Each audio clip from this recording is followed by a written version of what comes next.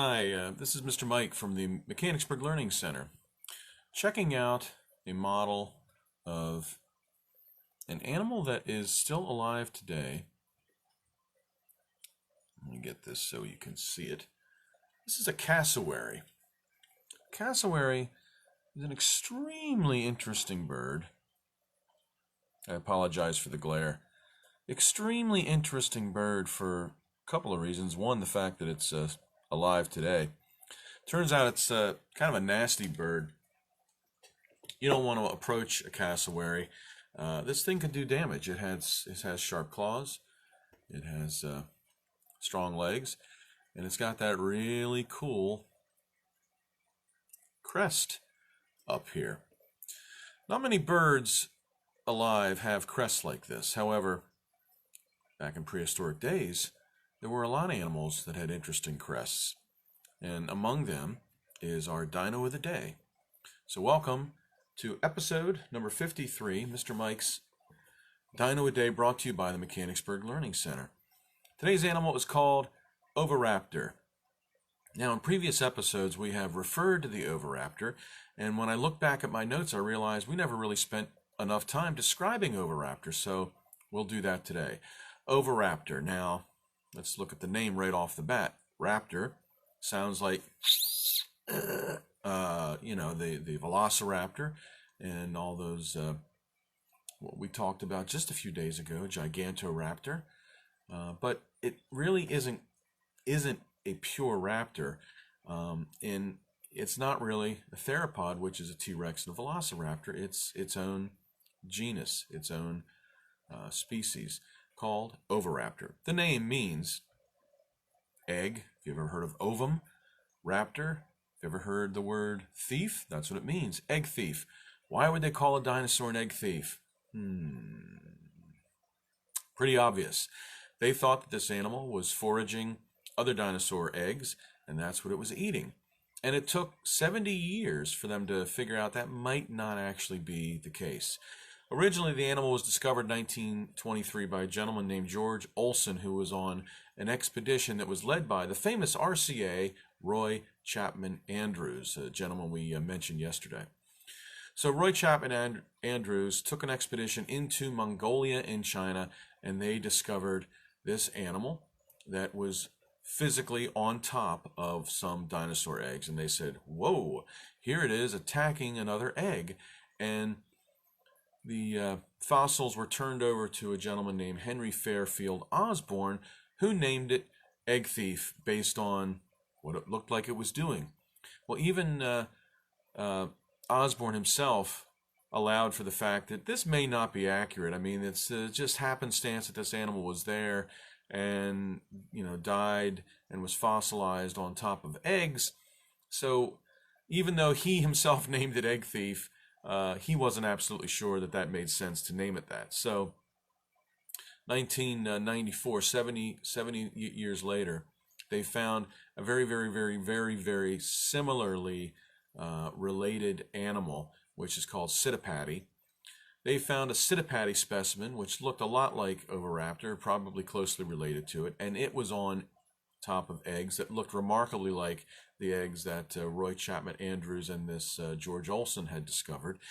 And lo and behold, inside the eggs were not a different dinosaur. They were the embryos of the Oviraptor. Now, the different dinosaur that they thought the Oviraptor was on top of. And first, let's show you a little bit of what Oviraptor looks like. It has changed. That's why I'm going to take it chronologically as to what we think it looked like. Here is an older model of Oviraptor, okay, with an interesting head crest and totally nude. It's covered in scales, and you can see right here, look at that guy. Oh, he must be stealing an egg because he's got one right there in his clutches, all right? So I've even gone so far as to make a model when I do presentations for kids to show kids about what size an Oviraptor egg looked like. Would you like to see it? Sure, I'll show it to you.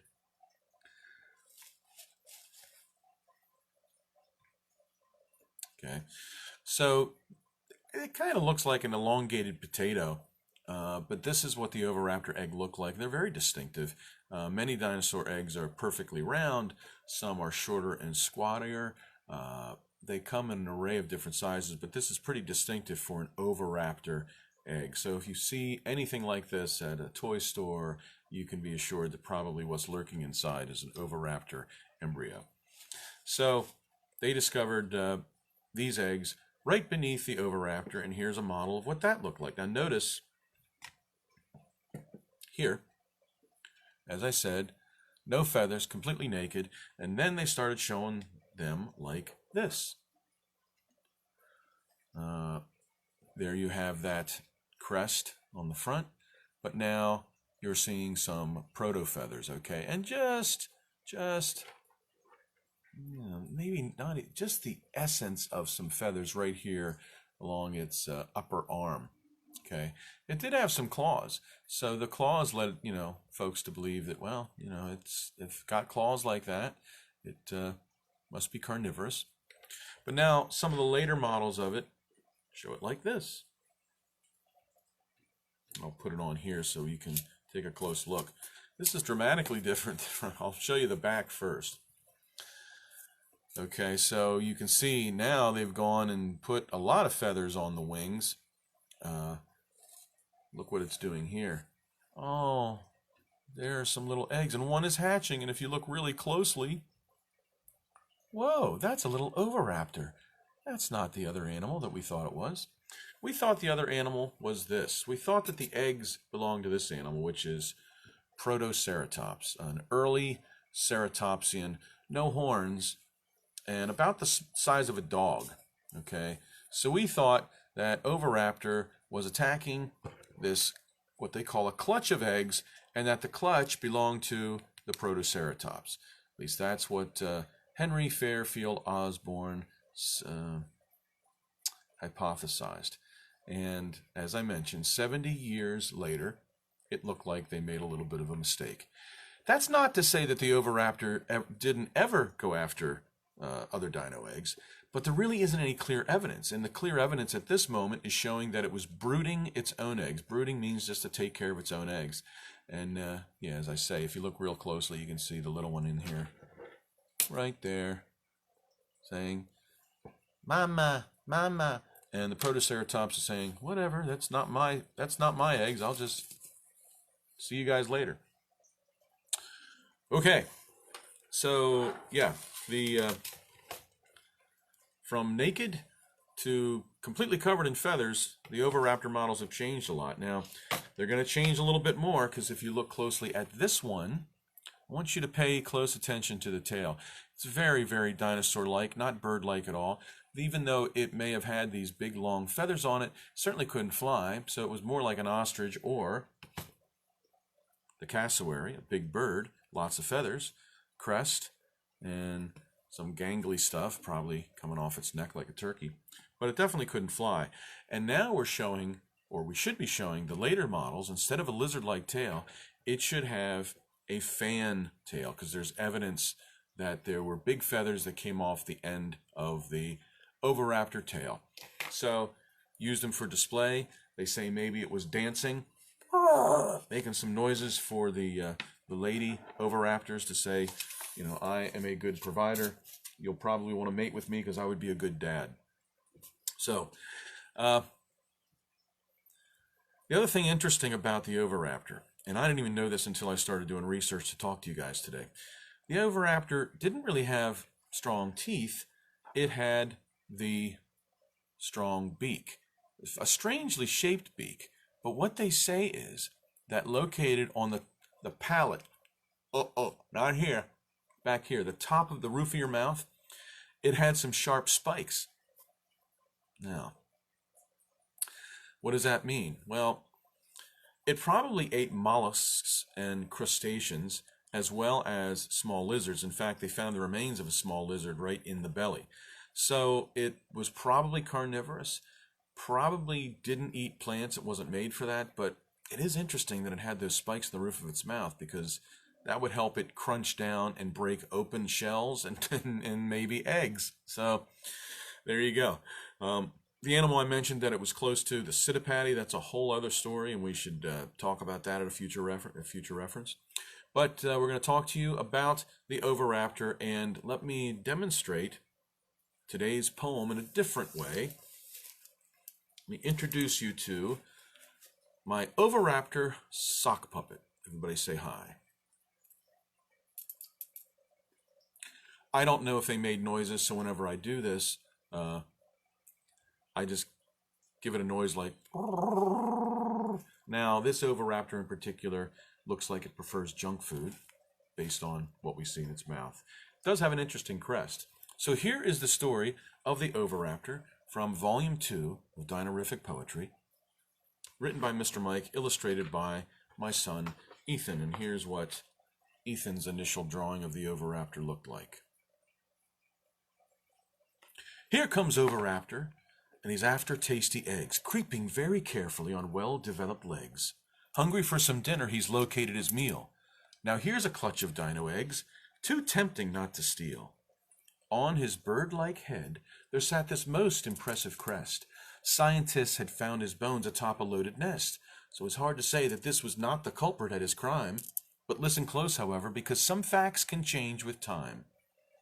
You see, the Protoceratops was found real close to Ovi's bones.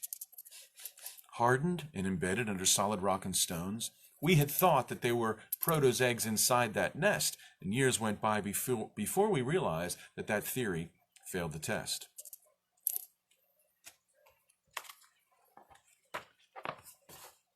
Next page.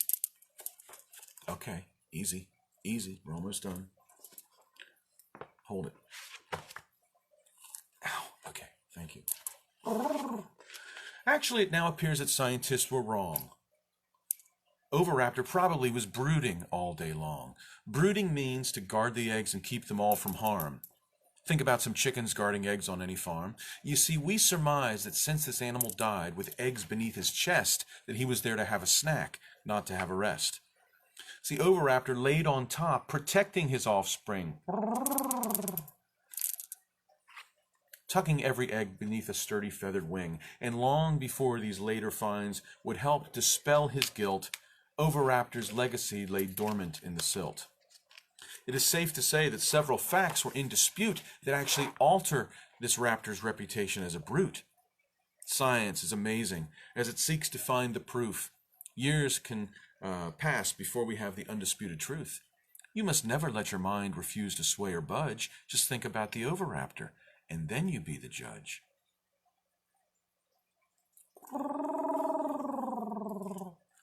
So the Oviraptor got a reputation as being an egg thief. But was it an egg thief? We don't know. The evidence doesn't say it did, because that it was an egg thief, because the eggs actually belonged to the Oviraptor itself. So, did it eat eggs? Maybe. But is there evidence that it ate other dinosaur eggs? Not really. So the name egg thief is kind of unfair. It's okay. It's okay. So anyway, that's the story of the Oviraptor. Here's another shot of it.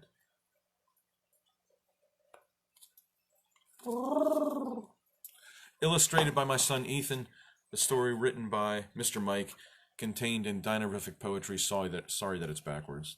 Use a mirror, you can see it. Written by Mr. Mike for Dinorific Poetry Volume 2.